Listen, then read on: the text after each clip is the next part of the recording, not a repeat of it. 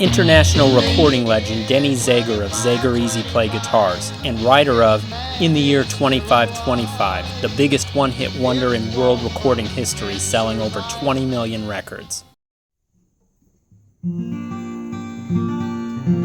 I'm pushing buttons here as usual, trying to get organized to make just a short video here.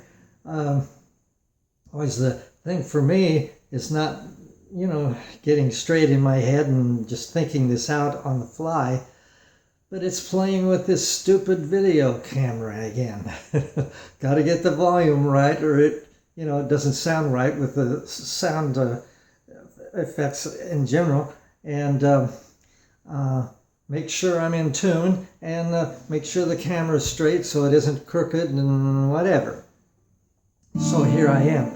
A lot of times I start and I get halfway through and discover I got something set and I have to start over again. Welcome to the world.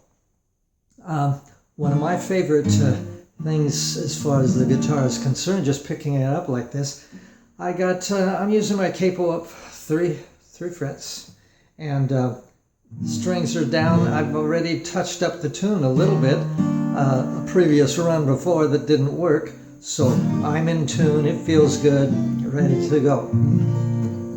Okay, I was doing Christmas songs.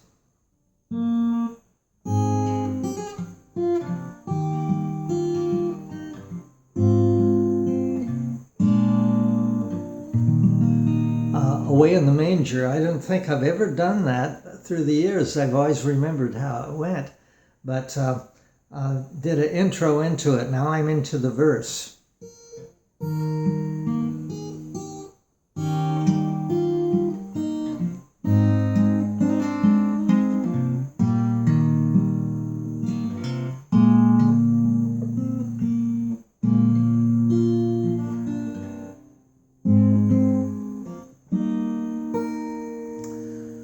Not warmed up, I'm just feeling through this. Try again.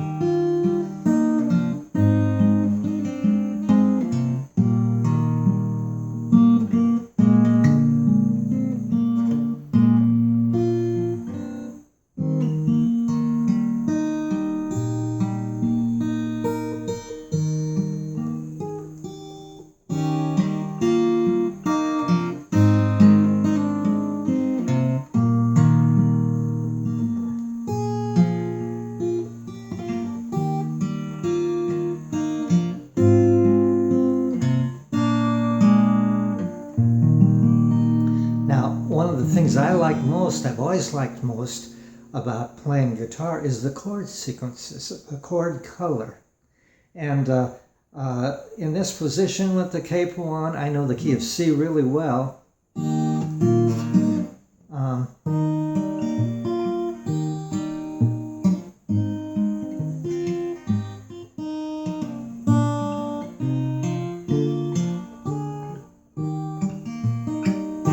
And you say, well, what song is that? It's not a song. It's just chords and finger patterns. And I can move through.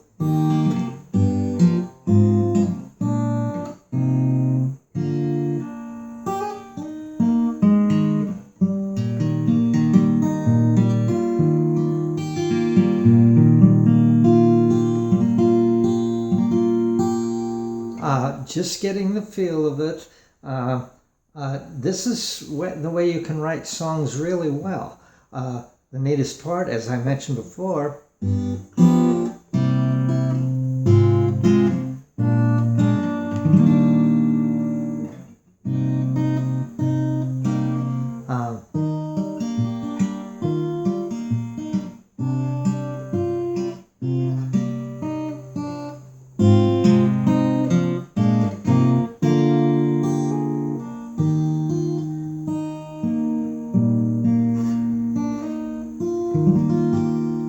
now, I can feel through tons of different things, just the chord sequences, different keys.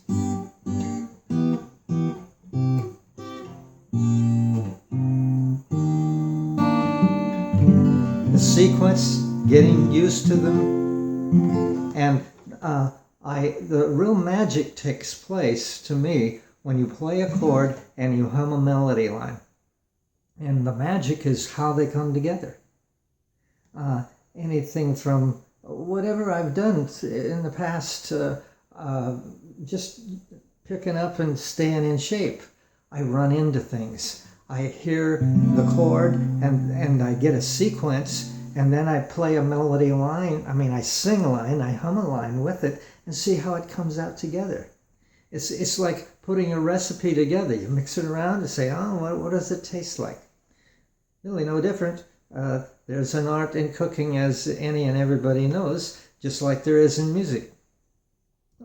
So you move through an area and you take a little taste of what you like, and then you try to remember what you like, and then naturally, if you're putting words to this, you get a melody line, and you have the melody line, and then you find some words to fit into that. And it becomes a natural thing. You just try different things and go with what you like. Notice how important, you might imagine, the ear is on this. The ear is deciding everything. Again, you say, well, I've learned to read notes. Well, I always mention to people the fact that reading notes always suggests following. Now, that's okay and everything, but it's a long way around, and to me it was always boring, so I didn't go there. I picked up my guitar to play it and have a good time. And I always mention this, having a good time. You find ways to have fun with it. And when you're having fun, you spend a lot of time, and when you spend a lot of time, you come up with some really neat things. So that's the reason why I say, just listen and do the things that you enjoy doing. And when you do this, it does come out in the wash. So look at it that way and experiment. I've written tons and tons of songs in that way, just getting an idea of maybe 3 or 4 measures, and that can be the measures that make the main difference in that particular song, and I get it up to that point and memorize it, and then I go into maybe a bridge or something. I can use a verse and a bridge and then stagger them through and put them together. How long do I want this song? And how many variations. I can have a verse and I can have a bridge, and then I can put a different kind of a bridge. Do I want this to sound country? Do I want it to sound classical? Do I want it to sound jazzy or bluesy? Whatever I want. And that's the exciting part. In the music category, I've been at it so long, I just keep adding and adding and adding. You throw so many years of doing nightclubs and things like that. Now at this age, I know pretty well what I want. Being in front of this camera kind of fits for me now. I can just talk out loud and give you, the would-be student or player, or just a person that has fun getting an idea. That's how you get somewhere. You listen to what's out there, new and old. Don't judge by whether it's a new song or an old song, or whether it's a song at all. Maybe you want to write it, as I said, and build your own stuff. Sometimes we're better at, I was probably better at just figuring the harmonies and verses and bridges as opposed to the words. Some people are better at words, and some people are better at just the song in general. Songwriters, to me, it wasn't always the songwriter. A lot of it was the arranger. It was only half done to me when the song was written. And once the song is written, then you finish it up. How do you want it to go? What kind of a rhythm do you want with this? And the chord sequences sometimes are there. A good share of the time it is. And then the other person might put a particular melody line to it, and you say, well, I like it to go down there instead of. In other words, I call them producers, because they literally end up producing the finished product. The songwriter, it's only part of the way there. To me, it's kind of like the person that that builds a house. Well, just the framework is there. Well, we can do a lot of different things to that framework. We could add another story to it. We could add four bedrooms, or pick the lot, or whatever. There's a lot more than just that framework. And a lot of people, way back when, it used to be, well, the songwriter, if they write the song, they get everything. Well, that's not true. The song is halfway done. What if you got a car that only part of it was put together? They didn't put on the wheels yet. Well, how important is that? It's about as important as you get. Songs are that way too. Everybody gets confused in this situation. The music world, way back when we were doing in the year 2525, it was a different time then. It was the Wild West at that time. So we learned a lot the hard way, in many cases, as part of being in the business.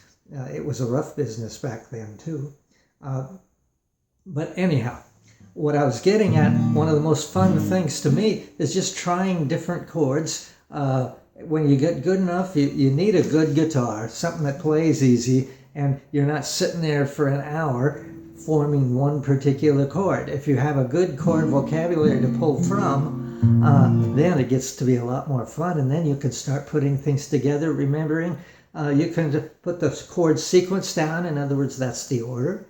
Then how many measures do you do? What's the melody line in it? You start taking it all apart and keep piecing it together. Now, then you can, whenever the words decide, they might fit in there, it depends on if you have a subject to get across to your listener. Well, it's maybe it's a country song, or maybe it's a Christmas song, or whatever the heck it is. It's exciting then, because things are really moving and you're coming up with finished products. And back to not following. The note reader is always following when you stop and think about it. The person that's just throwing things together, that's when it really gets exciting. And when you start writing your own stuff, you're pulling all your favorite things. Why wouldn't you love to practice? You're pulling all your favorite situations. And when this happened, when this starts to happen, you find your ability just start to explode. Because at those points in time, you're really gaining territory as far as knowledge, and it gets more and more fun the more you do it. And that's the blessing again. Have you got a gift? Well, you're getting even more of a gift when you're initially drawn into, hey, maybe it might be fun to play guitar. Well, the more you play it, the better you get, and it just explodes. And you can make it happen. I don't care what age you are. A lot of people say, well, I'm too old to do this. Well, I'm 72, going on 73, but I started when I was 5 or 6 years old. And